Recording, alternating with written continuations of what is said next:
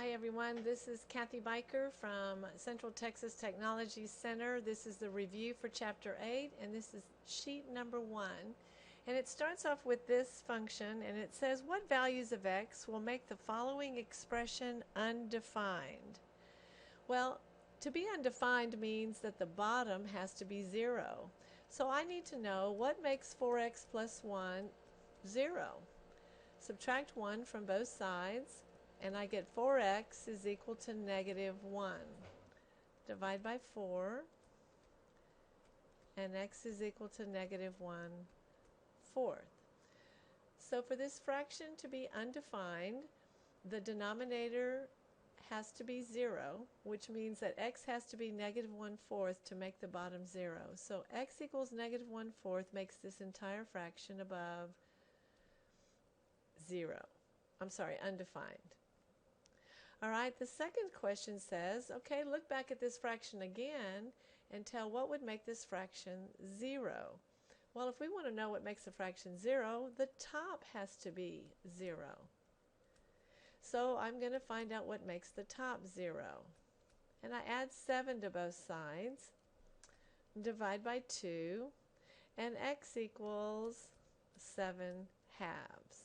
So when x is 7 halves, the top will be 0, and that makes the entire fraction 0. Problem 3. Simplify the following expression. 39x squared plus 26 over 30x squared plus 20. I'm going to factor the numerator and factor the denominator. There's a common factor on top of 13. And I have 3x squared plus 2. On the bottom, I have a common factor of 10. Take it out, and I have left 3x squared plus 2. So the common factors are canceled out, and my answer is 13 over 10. Problem 4 says, simplify x minus 5 over 5 minus x. Well, we've learned that we can change this to x minus 5 and put a negative out front. So if I do that, I can now have negative x minus 5 over x minus 5, which will cancel,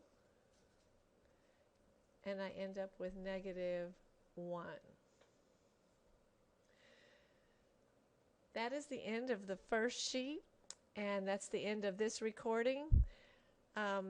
Look for others, sheet 2, 3, and 4 to come.